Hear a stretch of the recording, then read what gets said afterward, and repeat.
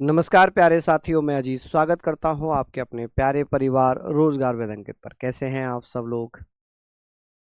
आशा है बहुत अच्छे होंगे, स्वस्थ होंगे, लाजवाब होंगे। तो जल्दी से लाइव आ जाइए, जुड़ जाइए। हम लोग बात करेंगे आज प्रियम्बल की, प्रस्तावना की, और आप लोगों के लिए मैं डिटेल में सारी चीज़ें पढ़ाता हुआ चलूँगा। प्रस्तावना खत्म करेंगे आज, कल हम अनुसूचियाँ पढ़ेंगे, परसों संविधान के स्रोत पढ़ेंगे। ठीक है, प्रियम्बल के बारे में बात होगी। और मेरा भरोसा है कि आप लोगों को जो भी चीज़ें मैं लिखवा रहा हूँ, इन चीज़ों को आप लोग लिखते हुए चल रहे होंगे। पॉलिटी पॉलिटी हम लोग पढ़ रहे हैं, और पॉलिटी में हम लोग यहाँ पर आज प्रस्तावना पढ़ेंगे। क्या पढ़ेंगे भैया? प्रस्तावना। प्रस्तावना जिसे हम प्रियम्बल कहते हैं। क्या कहते हैं? प्रियम्बल कहते हैं। उद्देशिका कहते हैं। क्या कहते हैं? आप कहेंगे सर इसी को हम क्या बोलते हैं? आप बोल देना सर इसी को हम उद्देशिका बोलते हैं। क्या बोलेंगे? उद्देशिका। चलिए, तो ये सारी चीज़ों को आप लोग लिखते हुए चलिएगा। उद्देशिका सिंपल सी चीज़ें हैं। अब बात यहाँ पर ये आती है कि सर जो प्रस्तावना है, प्रस्तावना के बारे में हम लोग चर्चा करेंगे। तो आप लोग मुझे बताइए कि सर प्रस्तावना या प्रियम्बल जब हम पढ़ रहे होते हैं, तो हमने जब उद्देश्य प्रस्ताव पढ़ा था, उद्देश्य प्रस्ताव में हमने जब चीज़ें पढ़ी थी, तो आप लोगों को मैंने बताया कि उद्देश्य प्रस्ताव किसके द्वारा कब पेश किया गया, कब स्वीकार किया गया, कितने अनुच्छेद थे, और कब उसको प्रस्तावना या प्रियम्बल के रूप में स्वीकार कर लिया। जल्दी से आप बताइए कि उद्देश्य प्रस्ताव किसने पेश किया था? जो प्रियम्बल है, ये ऑब्जेक्टिव रेजोल्यूशन का ही कन्वर्टेड पार्ट है, या ऐसे कह सकते हैं। नमस्कार, राधे राधे सभी को, राम राम, राम राम सार्या ने। चलिए, हम लोग यहाँ पर बात करते हैं कि सर ये पहले क्या था। इसे उद्देश्य प्रस्ताव के रूप में जानते थे। किसके रूप में जानते थे? इसे उद्देश्य प्रस्ताव के रूप में जानते थे। और उद्देश्य प्रस्ताव जिसे इंग्लिश में ऑब्जेक्टिव रेजोल्यूशन कहते हैं। क्या कहते हैं? आप कहिएगा सर ऑब्जेक्टिव रेजोल्यूशन। तो आप मुझे बताएंगे सर ऑब्जेक्टिव रेजोल्यूशन। ठीक है जी। ऑब्जेक्टिव रेजोल्यूशन किसने पेश किया था? इसे पेश किसने किया था? तो आप कहेंगे सर इसे पेश किसने किया, प्रेजेंट किसने किया? आप कहेंगे सर इसे इंट्रोड्यूस किसने किया या प्रेजेंट किसने कर दिया? जल्दी से बताइए। इसे प्रेजेंट किया था भैया पंडित जवाहरलाल नेहरू ने। इसे पेश किया था पंडित जवाहरलाल नेहरू द्वारा। किसके द्वारा? पंडित जवाहरलाल नेहरू। जवाहरलाल नेहरू। क्या यहाँ पर आप लोग लिख लेंगे? पंडित जवाहरलाल नेहरू द्वारा। तो यहाँ पर हमने लिख लिया पंडित जवाहरलाल नेहरू द्वारा। अब बात ये आ गई कि भैया ये बताइए कि सर इसे पंडित जवाहरलाल नेहरू द्वारा इसे क्या किया गया? पेश किया गया। और इसे पेश कब किया था? आप कहेंगे सर 13 दिसंबर 1946 में। ठीक है, 1946 में पेश कर दिया। ठीक है, किसने पेश किया? पंडित जवाहरलाल नेहरू ने। इसे स्वीकार कब किया है? आप मुझे बताइए सर इसे स्वीकार कब किया गया है? स्वीकार, इसे एक्सेप्ट कब किया गया? भैया ये मैंने ऑलरेडी आपको बता दिया है। इसे एक्सेप्ट कब किया गया था? आप कहेंगे सर इसे एक्सेप्ट किया गया था कब? 22 जनवरी को। कब? 22 जनवरी 1947 में। और किसके द्वारा? संविधान सभा के द्वारा। किसके द्वारा भैया?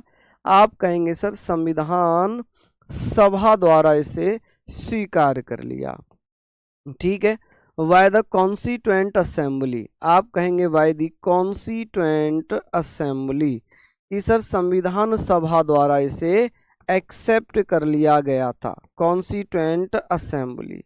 चलिए, अब जब ये उद्देश्य प्रस्ताव पेश किया था, इसमें कुल आर्टिकल कितने थे? कुल अनुच्छेद कितने थे? तो इसमें टोटल आर्टिकल हुआ करते थे 8। कितने अनुच्छेद हुआ करते थे? तो इसमें टोटल आर्टिकल हुआ करते थे 8 अनुच्छेद थे।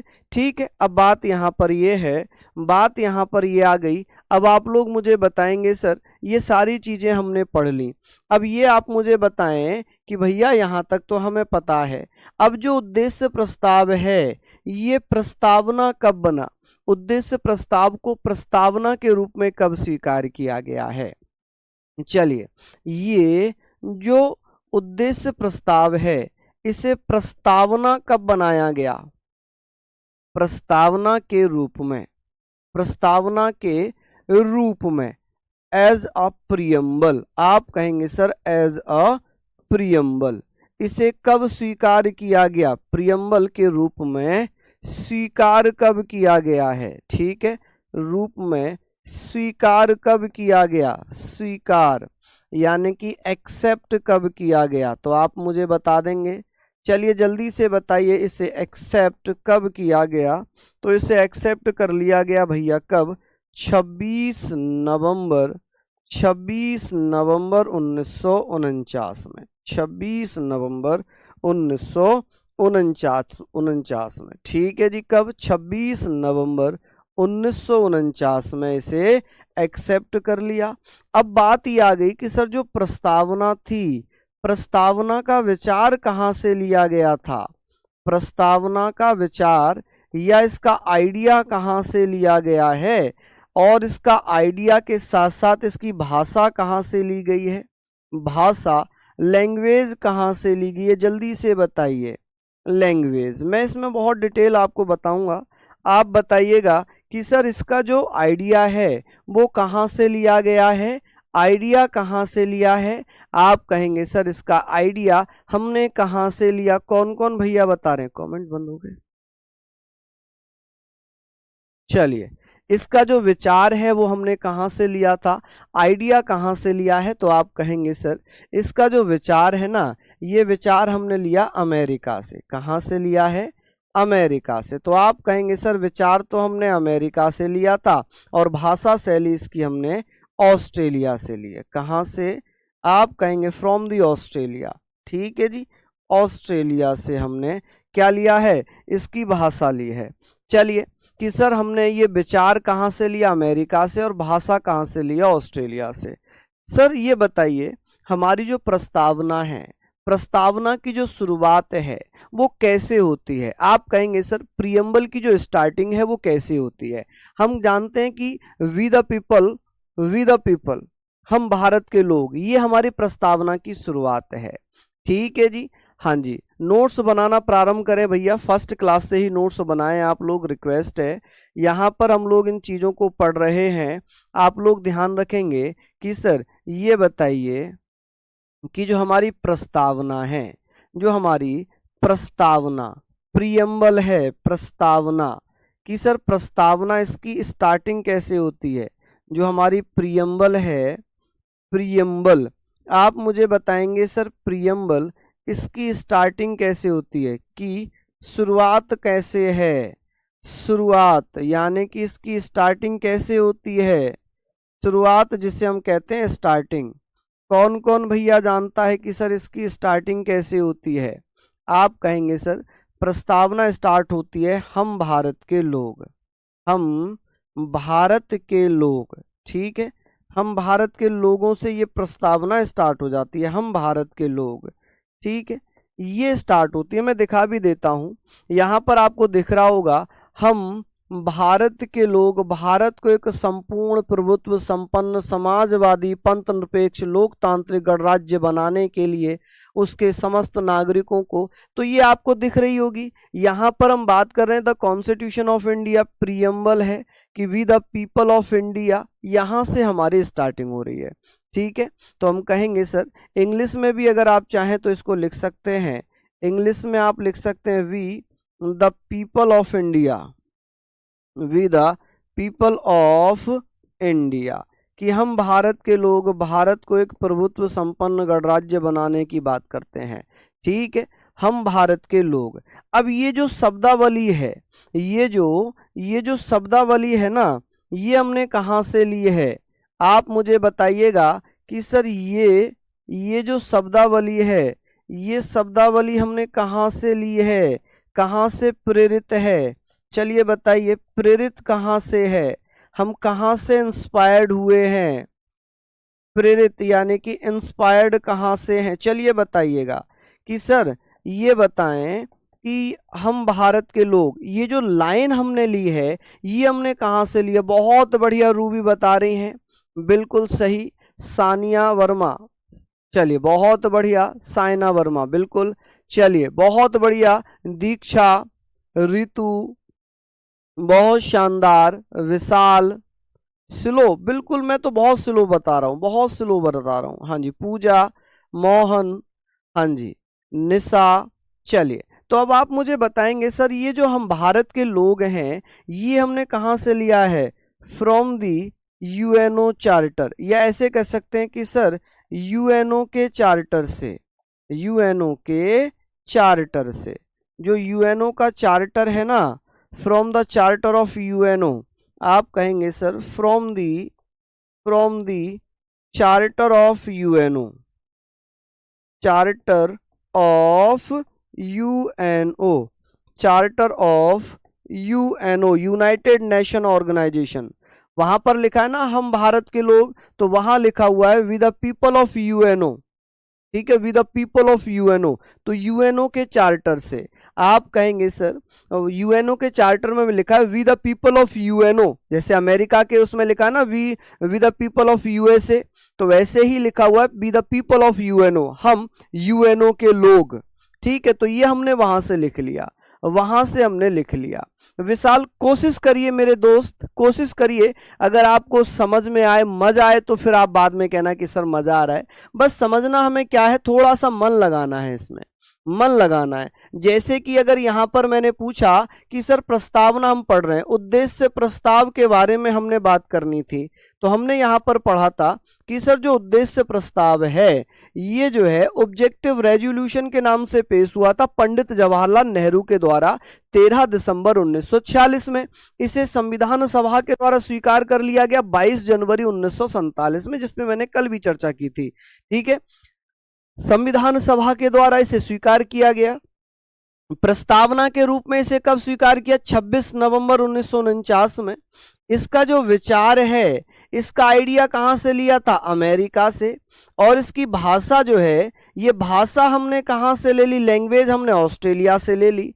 प्रस्तावना की जो शुरुआत है we the people of UNO, sorry we the people of India, हम भारत के लोग, हम भारत के लोग, हम भारत के लोग, इसको ऐसे करके लिख लीजिए, हम भारत के लोग। ठीक है, we the people of India, ये जो शब्दावली है ये कहां से प्रेरित है? यूएनओ के चार्टर से प्रेरित है। आई होप ये सारी चीजें आप लोगों ने लिख लिया होगा। ठीक है, मैं बस इतना कहना चाहूंगा कि कोई भी बिगिनर हो, फ्रेशर हो, या जो काफी समय से तैयारी कर रहा है, उन सभी के लिए मैं नॉर्मल तरीके से बड़ा आसान भाषा में पढ़ाता हुआ चलूंगा।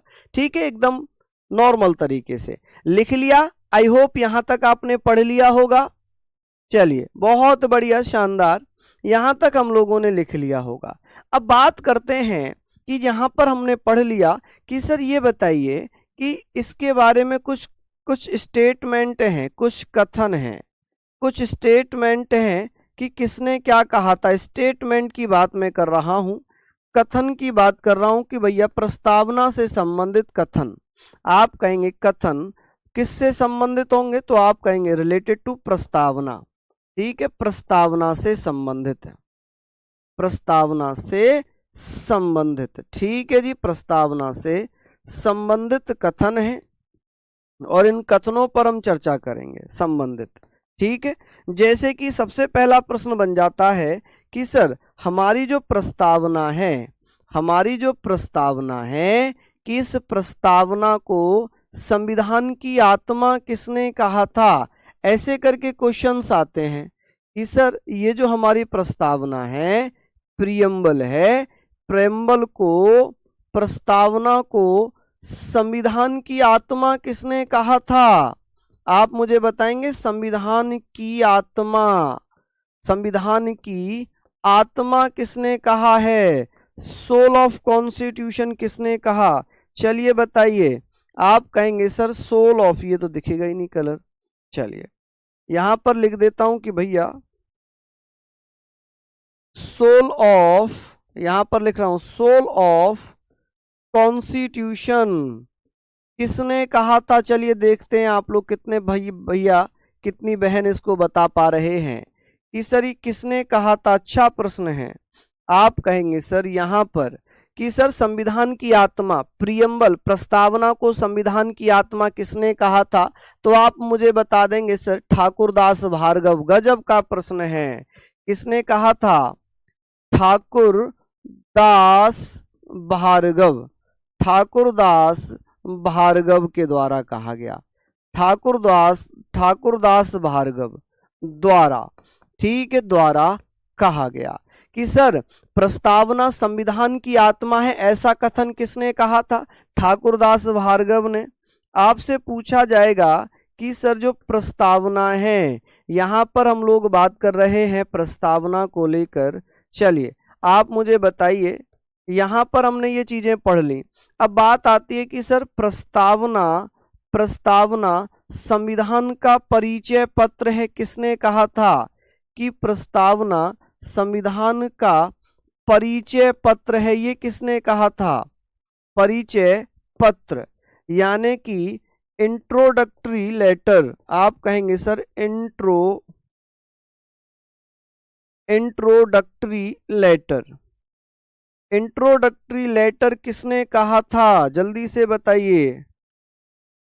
लेटर कि भैया संविधान का परिचय पत्र, प्रस्तावना संविधान का परिचय पत्र है, ये किसने कहा था? आप कहेंगे सर नाना साहब पालकीवाला ने। किसने?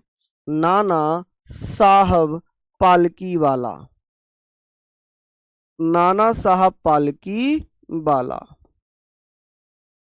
ठीक है। अच्छा, एक क्वेश्चन यहां पर यह भी बन जाता है, एक क्वेश्चन यहां पर यह भी बन जाएगा। आप कहेंगे सर ये बताएं कि प्रस्तावना संविधान की कुंजी है, ये किसने कहा था? प्रस्तावना संविधान की कुंजी है। तो आप बताइएगा सर कुंजी यानी कि की है, ये किसने कहा था? ये कहा था जी गजेंद्र गडकर ने। किसने कहा था भैया? गजेंद्र गडकर। आप लिखेंगे सर किसने कहा था? गजेंद्र गडकर। ये कुछ कथन लिखवा रहा हूं, अभी तो आप लोग इनको ऐसे ही लिखिएगा कि सर ये कथन किसने कहा था। आप कहेंगे सर गजेंद्र गडकर ने। बहुत बढ़िया, आप लोग बढ़िया से आंसर दे रहे हैं। यहां पर हमने पढ़ना है कि सर गजेंद्र गडकर कहते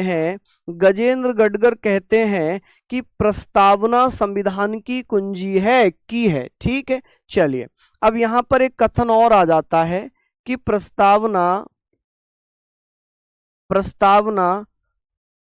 संविधान की राजनीतिक, आपसे पूछा जाएगा कि भैया राजनीतिक जन्म कुंडली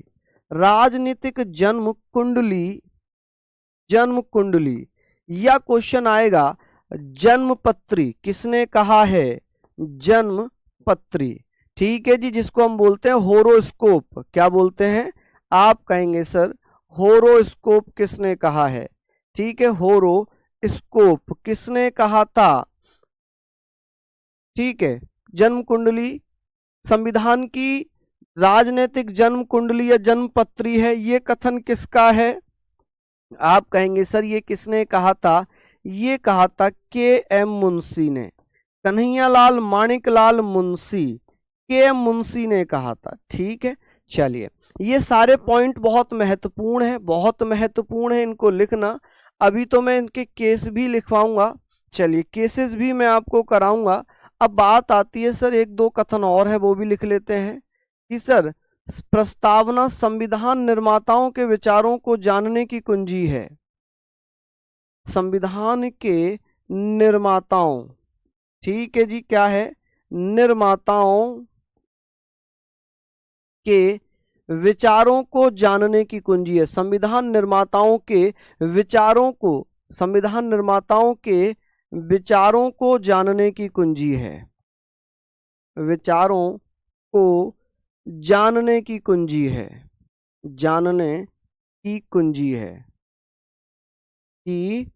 कुंजी है। चलिए ये किसने कहा था? कुंजी या मुख्य नोट है। क्या है जी? मुख्य नोट, ठीक है। मुख्य नोट है। तो आप कहेंगे सर यहाँ पर किसने कहा था मेन नोट यानी कि की और main note to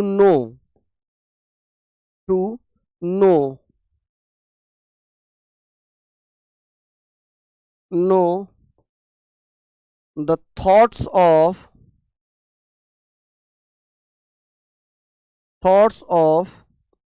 the maker of constitution, thoughts of the makers of constitution। ठीक है, ये कथन किसका है भैया, किसने कहा था ये? तो ये कथन है जी किसका, ये है अर्नेस्ट वॉरकर का। किसका है जी? आप कहेंगे सर ये है अर्नेस्ट वॉरकर। चलिए अर्नेस्ट वॉरकर, तो यहां पर आप लिख लेंगे कि सर ये किसका है, अर्नेस्ट वॉरकर का। चलिए देखिए कितना अच्छा है। हाँ जी, सुशील कश्यप ने पहले ही बता दिया, अर्नेस्ट वॉरकर, पायल ने बता दिया। मेके नहीं, लक्ष्य मेके नहीं, अर्नेस्ट वॉरकर, मेके नहीं। बहुत सारी जगहों पर मेके लिखा हुआ है, लेकिन इसको अर्नेस्ट वॉरकर पढ़ना, इसको अर्नेस्ट वॉरकर आप लोग पढ़ना। ठीक है, चलिए यहां तक एक बार नोट डाउन करिए। अभी 2-3 स्टेटमेंट और बचे हुए हैं, उन पर भी हम लोग चलेंगे। फिलहाल आप लोग यहां पर लिख लीजिए जल्दी जल्दी से। ठीक है, चलिए 2 स्टेटमेंट में अभी और लिखूंगा। डाउट तो ले लो। डाउट ऋतु शर्मा बताएं मेरी बहन, वैसे डाउट जो है लाइव क्लास में बड़ा मुश्किल हो जाएगा। हाँ ऐसा कर सकते हैं, अगर कोई डाउट हो ना तो लास्ट के 10 मिनट हम डाउट ले सकते हैं। बताओ, जैसा आप कहो मेरे बच्चों, मेरी बहन, मेरे भाई। क्योंकि के मुंशी की फुल फॉर्म है कन्हैयालाल माणिकलाल मुंशी। ठीक है, कन्हैयालाल माणिकलाल मुंशी। अगर मैं अभी क्लास में डाउट लूंगा ना आपका, तो होगा क्या कि क्लास हमारी कंप्लीट नहीं होगी, फिर डिस्टरबेंस हो जाएगा क्लास में। ठीक है, बिल्कुल वर्षा बहन कह रही है ओके है। चलिए मोहिनी बहुत बढ़िया, संदीप दहिया बहुत बढ़िया। चलिए लिख लिया यहां तक आप लोगों ने? चलिए बहुत बढ़िया, शानदार। तो देखिए आप कितने समझदार हैं, हर चीज को समझते हैं। तो ये सारी पॉइंट आप लोग भैया पढ़ें, मेहनत करें, विश्वास रखना कि सफलता आपको निश्चित ही मिलेगी, अच्छा, प्रस्तावना के बारे में ये किसने कहा था कि जो प्रस्तावना है, प्रस्तावना को हिंदुओं की सभा किसने कहा था कि प्रस्तावना हिंदुओं की सभा है, Hindus assembly, preamble is a Hindus assembly. कि सर प्रस्तावना क्या है, आप बताएंगे सर? यहां पर प्रस्तावना के बारे में बात कर रहा हूं, प्रस्तावना हिंदुओं की सभा है। क्या है?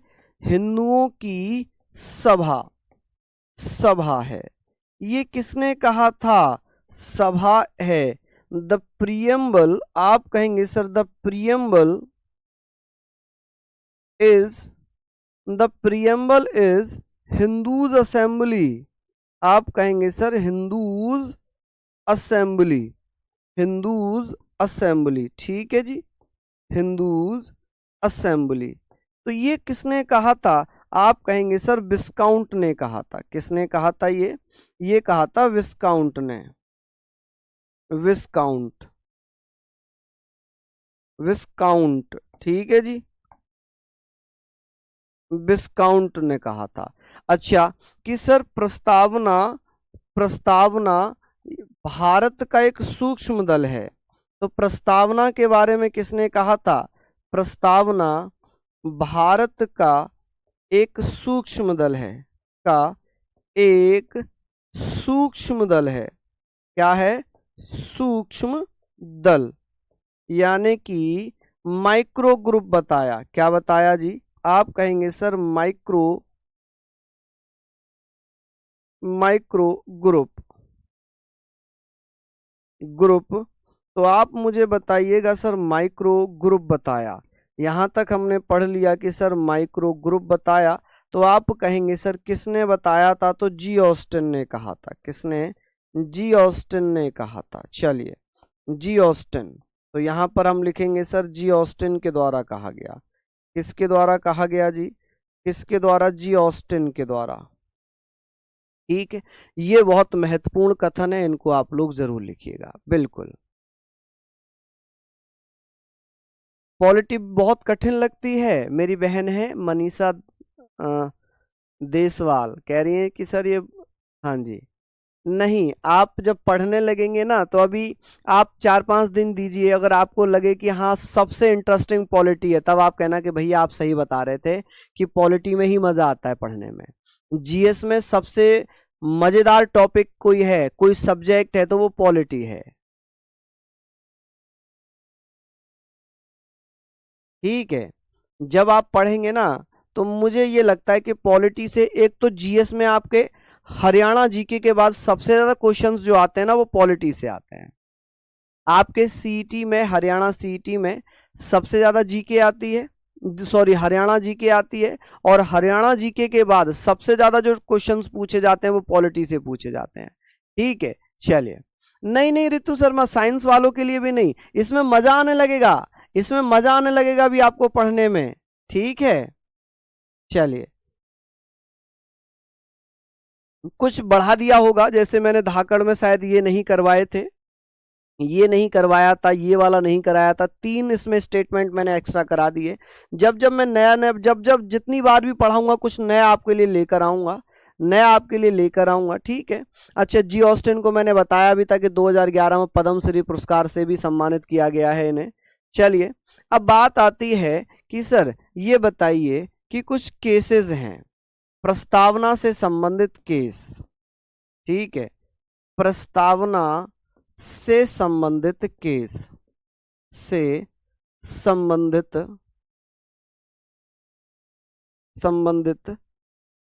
केस, संबंधित मुकदमे, या भैया वाद, संबंधित वाद कहते हैं, वाद, वाद यानी कि केसेस। आप कहेंगे sir cases related to the preamble, कि प्रस्तावना से संबंधित कुछ मुद्दे हैं। मुद्दे कैसे बने, कुछ वाद कैसे बने, वो मैं आपको बताना चाहता हूं। देखिए हुआ क्या, एक प्रश्न आया, एक प्रश्न आता है, क्या प्रस्तावना संविधान का भाग है? मीनाक्षी मेरी बहन, बहुत बहुत धन्यवाद। चलिए, हाँ जी, सुशीला रानी, बहुत बहुत धन्यवाद बहन। देखिए सारी चीजें हमारे ऊपर डिपेंड करती हैं, हम किसी चीज को कितना अच्छे से पढ़ना चाहते हैं। वो कुछ लाइन में बोलता हूं हमेशा से कि सफलता की बस एक ही खासियत है कि वो मेहनत करने वालों पर फिदा हो जाती है। सफलता की बस एक ही खासियत है कि वो मेहनत करने वालों पर फिदा हो जाती है।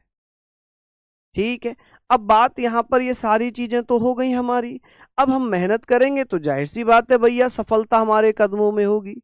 अब यहाँ पर एक क्वेश्चन आया, एक क्वेश्चन क्या बना, पहला क्वेश्चन ये था, क्या प्रस्तावना में संशोधन कर सकते हैं? क्या प्रस्तावना संविधान का भाग है?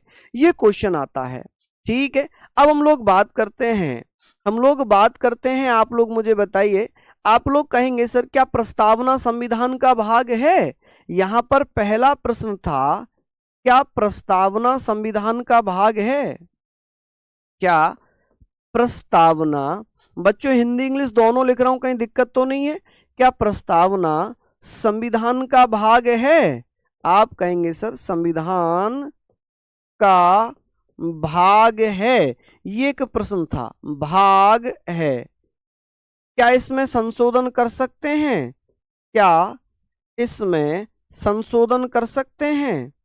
क्या इसमें संशोधन कर सकते हैं? संशोधन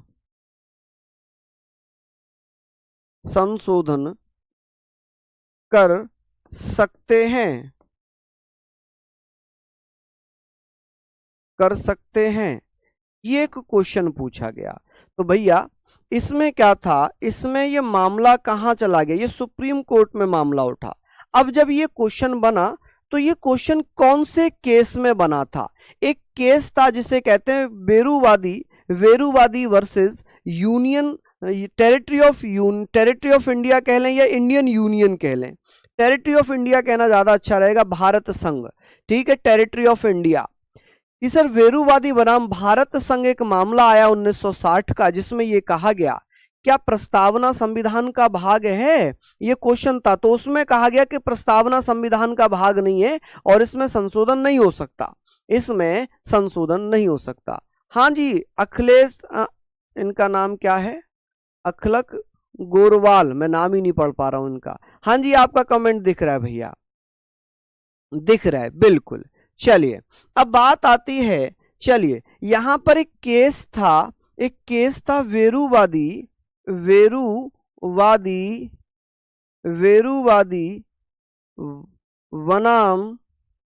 बनाम भारत संघ, ये मामला बना, ये केस बना। और इसमें हमने पढ़ा कि सर इसको इंग्लिश में बोलते हैं बेरूवादी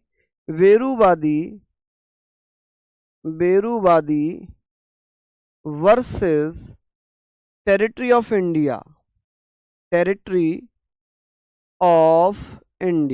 ठीक है जी, या इंडियन यूनियन भी लिख सकते हैं आप, लेकिन ये ज्यादा अच्छा लगेगा।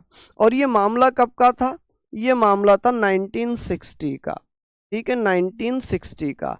अब इसमें क्वेश्चन का रिप्लाई क्या आया, इसमें सुप्रीम कोर्ट ने आंसर किया, किसने, सुप्रीम कोर्ट ने रिप्लाई किया, आंसर दिया। सुप्रीम कोर्ट ने क्या किया जी, आंसर दिया। और सुप्रीम कोर्ट ने क्या आंसर दिया, सुप्रीम कोर्ट ने कहा कि प्रस्तावना संविधान का भाग नहीं है। क्या कहा कि सर प्रस्तावना संविधान का भाग नहीं है, प्रस्तावना संविधान का भाग नहीं है, इसमें संशोधन नहीं कर सकते, प्रस्तावना संविधान का भाग नहीं है, ठीक है जी, संविधान का भाग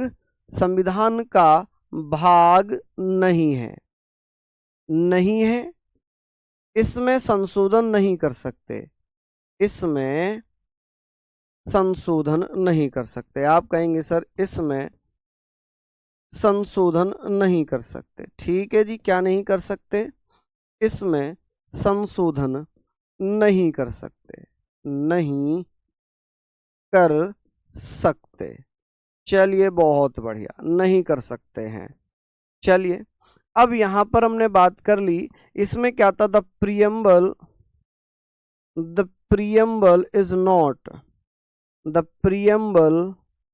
is not a part of constitution,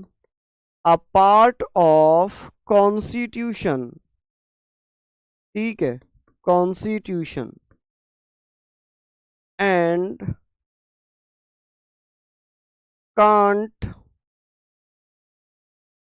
and cannot लिख लीजिए, cannot amendment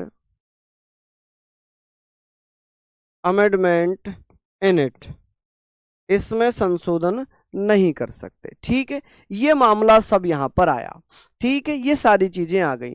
अब बात आती है कि केशवानंद भारती वर्सेस केरल स्टेट, 1973 का मामला था, केशवानंद भारती वर्सेस केरला स्टेट 1973। उसमें कहा कि भैया प्रस्तावना संविधान का ही भाग है, यानी कि केशवानंद भारती वर्सेस केरल स्टेट में सुप्रीम कोर्ट ने अनुच्छेद 137 के तहत आर्टिकल 137 के अकॉर्डिंग ये कहा कि प्रस्तावना संविधान का ही भाग है। उसने अपने पहले के निर्णय को बदल दिया, और पहले का निर्णय क्या था, पहले का निर्णय ये है।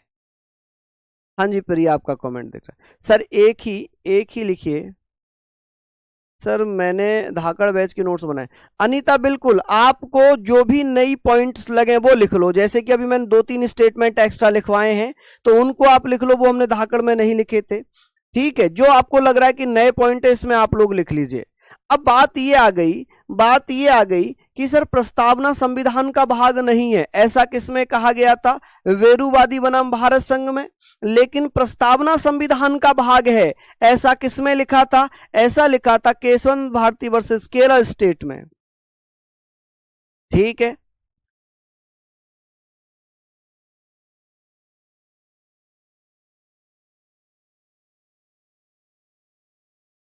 भीम सिंह ना बेटा ना, बिल्कुल नहीं। मैं सारे टॉपिक कराऊंगा, सारे टॉपिक कराऊंगा, लेकिन आप जानते हैं पेड क्लास जब होती है तो उसमें उन टॉपिक्स को सबसे पहले कराया जाता है जिनका वेटेज ज्यादा होता है। जैसे प्रस्तावना सबसे इंपॉर्टेंट टॉपिक है अनुसूची और संविधान के स्रोत में। तो मैंने क्या किया है, संविधान निर्माण के जस्ट बाद आपकी प्रस्तावना स्टार्ट कर दी, क्योंकि संविधान के स्रोत और अनुसूचियां बहुत कम है। यहां से भी क्वेश्चन आते, ऐसा नहीं अनुसूचियों से नहीं आते, आते हैं अच्छे खासे क्वेश्चन आते हैं, तो हमें यह ज्यादा करना पड़ेगा ना। तो मैं पेड की यही खासियत होती है कि इसमें सबसे पहले वो सिलेक्टेड पॉइंट्स, सिलेक्टेड चैप्टर्स कराए जाते हैं, तो बहुत ज्यादा जिनका वेटेज ज्यादा रहता है। ठीक है, चलिए चलिए, बहुत बढ़िया। अब हमने बात कर ली, एक मामला था जिसे हम कहते हैं, एक मामला था केशवानंद भारती वर्सेस केरल स्टेट। केशवानंद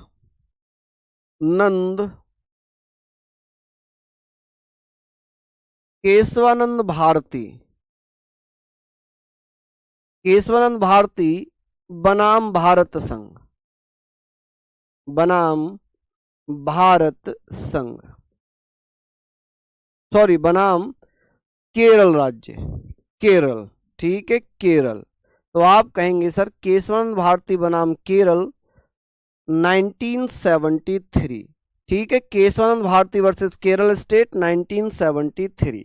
अब इसमें क्या हुआ, इसमें क्या हुआ, इसमें सुप्रीम कोर्ट ने अपने पूर्व के निर्णय को बदल दिया और इसमें आंसर दिया सुप्रीम कोर्ट ने, इसमें आंसर दिया कि प्रस्तावना संविधान का भाग है। इसमें कहा कि प्रस्तावना संविधान का भाग है, प्रस्तावना संविधान का भाग है। क्या है, प्रस्तावना संविधान का भाग है। ठीक है, भाग है। इसमें संशोधन कर सकते हैं, इसमें संशोधन कर सकते हैं। ठीक है, इसमें क्या कर सकते हैं, इसमें संशोधन संशोधन कर सकते हैं, कर सकते हैं। चलिए, यहां पर हमने पढ़ लिया कि इसमें संशोधन कर सकते हैं, यानी कि preamble, the preamble is a part of constitution, is a part of constitution, constitution। ठीक है, and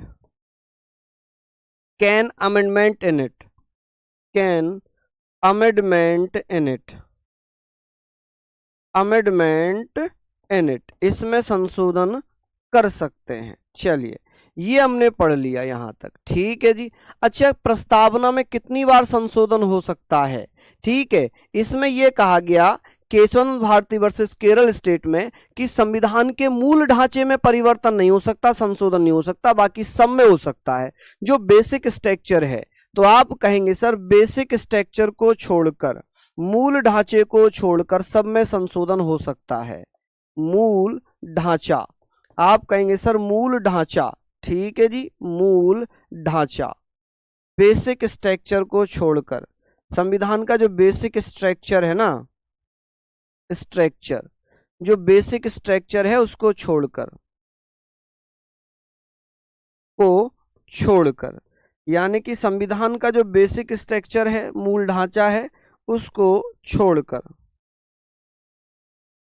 छोड़कर। ठीक है, बाकी सब में संशोधन कर सकते हैं।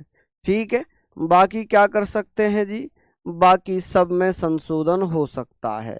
ठीक है, छोड़कर बाकी संविधान के सभी में संशोधन हो सकता है। मैंने एक क्वेश्चन पूछा था, क्या प्रस्तावना में अभी तक संशोधन हुआ है? बिल्कुल, पूजा रानी बता रही है एक बार हुआ था। हाँ जी, संविधान ने बता दिया है, बिल्कुल। कुमकुम, बहुत बढ़िया, बिल्कुल आ रहे हैं कुमकुम।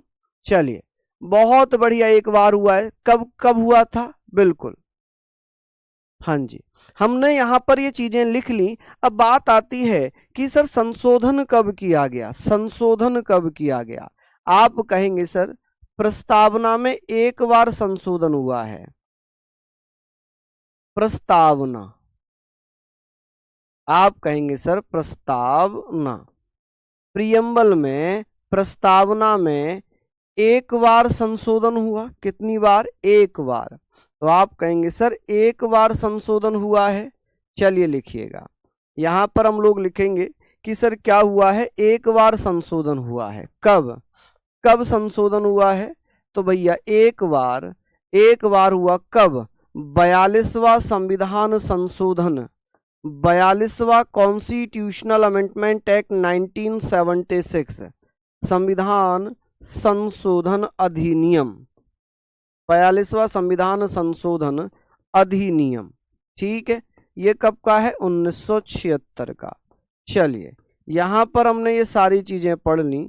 अब आप मुझे बताइएगा 1976 में हुआ था, ठीक है, एक बार द्वारा क्या किया गया? प्रस्तावना में 3 नए शब्द जोड़े गए। प्रस्तावना में 3 नए शब्द जोड़े गए। 3 नए शब्द जोड़े जाते हैं। कौन कौन से शब्द जोड़े गए थे?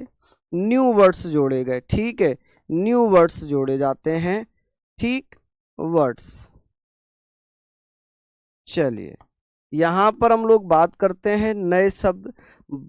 अब यहां पर कौन कौन से शब्द? एक जोड़ा गया समाजवादी। कौन सा जोड़ा गया? समाजवादी। ठीक है जी। आप कहेंगे सर सोशलिस्ट शब्द जोड़ा गया। कौन सा? सोशलिस्ट शब्द जोड़ा गया है। ठीक है, एक जोड़ा गया है जी धर्मनिरपेक्ष या पंथ निरपेक्ष। धर्मनिरपेक्ष या पंथ निरपेक्ष, सेक्युलर। स्टार्टिंग में सेक्युलर शब्द था ही नहीं हमारे यहां पर। ठीक है, सेक्युलर।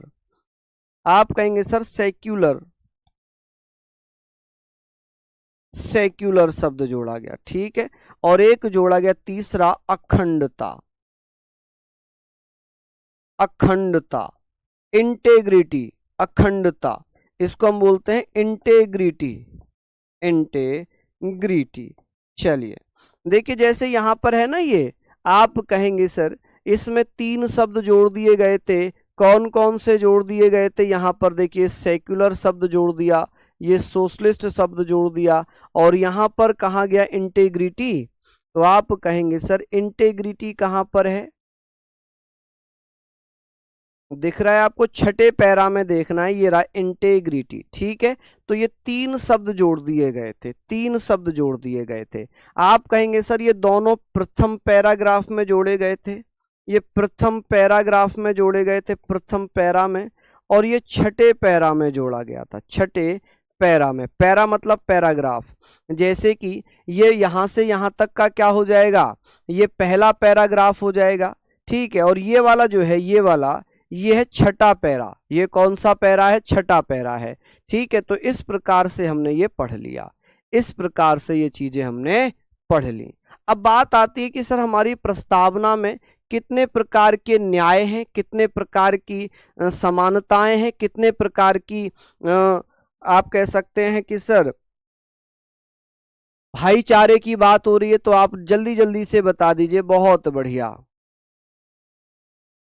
चलिए बताइए। बहुत बढ़िया, यहां तक लिख लिया। ज्यादा हो रहा है? अच्छा, अब आप अपने डाउट्स पूछ लीजिए। चलिए ज्यादा हो रहा है तो आज इतना ही पढ़ाता हूं, कल यहां से कंटिन्यू करूंगा। अब आपके जो भी डाउट है वो प्लीज पूछिए। सर सबसे छोटा संविधान, सर सबसे छोटा संविधान बड़ा, लचीला, कठोर, ये सब करा दीजिए। देखिए सबसे छोटा संविधान है मोनाको का। किसका? मोनाको का। कठोर व लचीला ये भारत का है। कठोर व लचीला किसका है? भारत का है। और सबसे छोटा मोनाको का। बहुत सारी जगह अमेरिका लिखा हुआ, अमेरिका नहीं है। अमेरिका का सबसे छोटा नहीं है, मोनाको का सबसे छोटा है। चलिए अब आप अपने डाउट्स पूछ लीजिए। राधे राधे। चलिए पूछिए भैया। हाँ जी, अगर कोई डाउट है तो प्लीज पूछ लीजिए। हाँ